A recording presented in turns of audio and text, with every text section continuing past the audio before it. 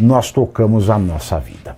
Uma pesquisa da Meio Ideia divulgada hoje mostra que Lula venceria todos os candidatos à presidência no segundo turno das eleições. Contra Flávio Bolsonaro, Lula registra 48,5% das intenções de voto contra 43% do senador. Já em um...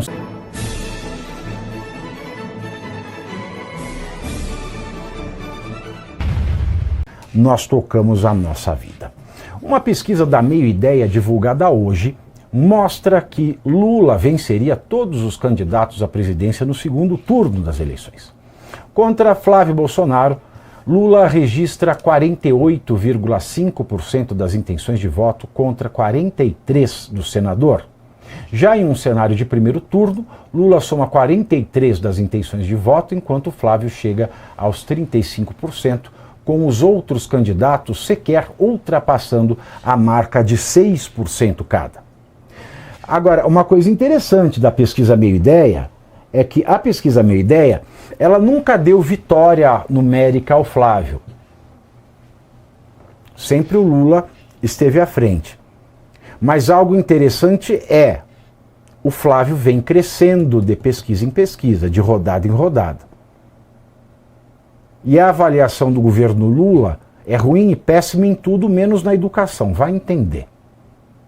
Agora, também hoje, a Genial Quest divulgou uma pesquisa que mostra Lula mantendo a dianteira em um cenário de primeiro turno nas eleições, mas a vantagem que era de 12 pontos percentuais em relação ao Flávio, agora está em 9. Lula tem 39% contra 30% de Flávio, enquanto os outros candidatos não passam de 4% cada. Já em um eventual segundo turno, Lula tem 44% das intenções de voto contra 39% de Flávio. Na pesquisa de julho, Lula venceria por 45-37. Ou seja, o Lula tinha uma vantagem de 8 pontos e passou a ter uma vantagem de apenas 5. E ainda falta para as eleições. Ou seja, o Flávio tem recuperado aquilo que ele perdeu. Mas o Lula chegou no pico e agora está caindo, como vocês podem ver no gráfico que está aqui na nossa tela. De acordo com o cientista político Felipe Nunes, que é CEO da Genial Quest, o crescimento de Flávio foi impulsionado por 2 fatores principais. A reconciliação com Michele Bolsonaro e a reação do eleitorado à decisão do STF de impedir Flávio de visitar o pai, Jair Bolsonaro, em prisão domiciliar. Minha leitura é que a direita se reorganiza e o eleitor antipetista voltou a considerar Flávio. E no segundo turno, Flávio sobe de 74% para 81% na direita não bolsonarista. E passa entre os bolsonaristas de 91 para 95. Isso é muito interessante. E vejam bem, eu acredito particularmente que não sejam esses 2 fatores que estejam impulsionando a campanha de Flávio. Porque a campanha em si, ela não fez muita coisa. O nome do vice saiu hoje, então essa pesquisa ainda não reflete o nome do vice. Eu ainda tenho para mim que um dos fatores mais importantes para a subida do eleitorado de Flávio, tanto no quadro do eleitor geral, que o faz ficar mais perto do primeiro lugar, quanto no quadro do eleitor da direita não bolsonarista e da direita bolsonarista. Ele teve uma significativa melhora em número de eleitores, tanto na direita não bolsonarista quanto na direita bolsonarista. E isso, para mim, se deve a um fato que até por isso, acredito eu, a velha mídia, o consórcio da imprensa, não tem noticiado, não tem debatido e não vai sequer dar uma nota, que é a espremida que o Congresso norte-americano está dando em Anthony Fauci.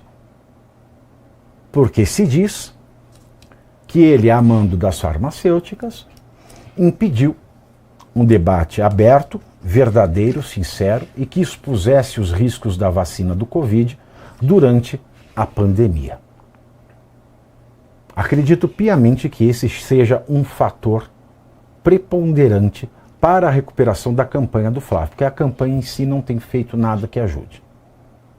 Veja no campo da chamada direita, que não é direita, que é centrão. Vamos falar do partido do Tarcísio de Freitas.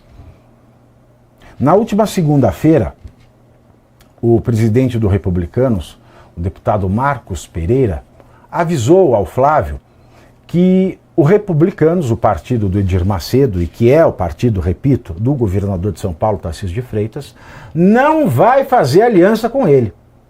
Não vai. E vai ficar neutro, isentão, nas eleições presidenciais. Mais cedo desse comunicado, em uma reunião com Flávio, Marcos Pereira já tinha levado um levantamento interno do partido, indicando que 17 dos seus 27 diretórios regionais defenderam a neutralidade, a isencionisse na eleição presidencial deste ano, corroborando a intenção de liberar os estados a apoiarem qualquer candidato a presidente. A crise envolvendo o Banco Master também consolidou o afastamento, já que o Republicanos fez uma pesquisa interna que demonstrou que isso afetou negativamente a candidatura.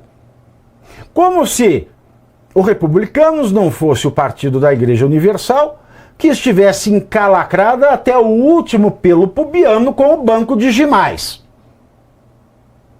Isso é conversa de puta pregando castidade dentro do bordel. Nessa reunião, que também teve a presença do presidente do PL, o Voldemort Costa Neto, Flávio Bolsonaro voltou a pedir o apoio dos Republicanos e ofereceu, mais uma vez, uma vaga de vice na sua chapa, que seria da Daniela Marques, que foi presidente da Caixa Econômica Federal na gestão presidencial de Jair Bolsonaro. Bom, sem conseguir atrair as legendas do Centrão para ampliar a coligação, com a intenção inclusive de ter uma mulher como vice, Flávio Bolsonaro escolheu o deputado federal Alfredo Gaspar, que é também do PL, ele é deputado federal pelo estado do Alagoas, para ser o seu candidato a vice na disputa presidencial. O anúncio foi feito hoje, no último dia do prazo para a realização das convenções partidárias. Essa escolha encerra semanas de indefinição sobre a composição da chapa e surpreende integrantes do próprio PL, já que Alfredo Gaspar sequer figurava entre nomes cogitados para ocupar essa vaga. Ao anunciar o nome, Flávio Bolsonaro afirmou que pesou em favor de Gaspar a sua experiência com a segurança pública e a representatividade do Nordeste, região do país em que Lula lidera com folga. Lembrando que o deputado é de Alagoas. Alagoas de Arthur Lira, Alagoas de Fernando Collor, Alagoas de Renan Calheiro. Renan Calheiros que vai tentar aí ser reeleito para o Senado e vai disputar com o seu inimigo mais do que declarado, que é Arthur Lira. E dizem a boca pequena que a indicação de Alfredo Gaspar é, na verdade, uma indicação de Arthur Lira. Flávio também destacou a atuação de Alfredo Gaspar na CPMI do INSS, colegiado em que relatou os trabalhos, e sugeriu, no relatório final, o indiciamento de Lulinha. Aliás, a confirmação de Alfredo Gaspar como vice de Flávio deve fazer com que a denúncia contra o deputado por suposto estupro de vulnerável avance com maior velocidade no Supremo Tribunal Federal. A acusação foi apresentada por ninguém mais, ninguém menos que o deputado Lindenberg Farias, do PT, né? que vira e mexe, não sei o que ele está cheirando lá no STF, e pela senadora Soraya Trambicki, do Podemos, no dia 27 de março desse ano. Cerca de um mês depois, a Polícia Federal pediu ao STF para abrir um inquérito a fim de investigar a denúncia contra o deputado, e o caso caiu nas mãos do ministro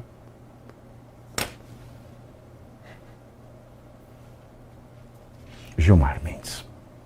Gilmar Mendes pediu uma manifestação da PGR sobre o caso e ele tramita sob sigilo. Desde então não se tem notícia de que Paulo Gonet tenha se pronunciado sobre o suposto estupro de vulnerável. Fontes do Supremo afirmam na encolha que a expectativa é a seguinte: que o parecer do Paulo Gonet seja divulgado em breve e que Gilmar autorize a abertura de inquérito contra Alfredo Gaspar, tornando-o investigado. Ele vai ser oficialmente investigado. Gaspar nega todas as acusações e diz que é alvo de perseguição política. Claro, em razão da atuação que ele teve como relator na CPMI do INSS, além de afirmar que se submeteu a um exame de DNA para provar que ele é inocente. Então nós pegamos todo esse combo, Eduardo. As pesquisas, é claro que nós estamos vindo a reboque de pesquisas como a BTG Nexus, que por mais que tenha o BTG envolvido, é uma pesquisa muito mais completa em matéria de estatística, e essa pesquisa, ela mostra um levantamento significativo do Flávio a ponto dele empatar, tecnicamente, com Lula no segundo turno. E nós sabemos que a Genial Quest e a Meio Ideia são feitas por instituições ideologicamente enviesadas. Sabemos disso. Nós temos o Pedro Doria na Meio Ideia. Nada contra, mas nós temos um enviesamento ideológico ali. Então, nós podemos afirmar que hoje a chance do Flávio ganhar ou do Lula ganhar é metsa-metsa. É meio a meio, é 50%. Mas aí rompe-se a expectativa do nome para o vice. E vem Alfredo Gaspar, que eu juro para vocês, que não fosse ele escolhido para vice, ninguém lembraria que ele foi o relator da CPMI e do INSS. Ninguém lembraria. Não vem com essa de que eu lembrava, que não lembrava. Não vem não. Aí o povo fala, expert em segurança pública. Ele foi secretário de segurança pública do Alagoas. Qual é que é a situação da segurança pública no Alagoas? Fala para mim. Não, fala uma coisa para mim. Dos estados do Nordeste, o Alagoas é o mais expressivo? Não há outro nome no Nordeste capaz de ser vice do Flávio? Não haveria outro nome? E ainda por cima, sabendo que tem, muito embora isso seja uma denúncia, possa ser uma denúncia fajuta, falsa. Não é buscar problema, trazer alguém que tem que se desvencilhar de uma acusação, mesmo que falsa, de estupro de vulnerável e que pior, está sendo relatada pelo Gilmar Mendes. O vídeo terminou, mas o debate continua todos os dias às 19h30, 7h30 da noite. Eu estou ao vivo no canal do Metrópolis, no YouTube, analisando os principais acontecimentos da política brasileira com análise afiada, clareza e, espero eu, bom humor. Quer acompanhar ao vivo? Te espero no Pavinato 7h30 no canal do Metrópolis.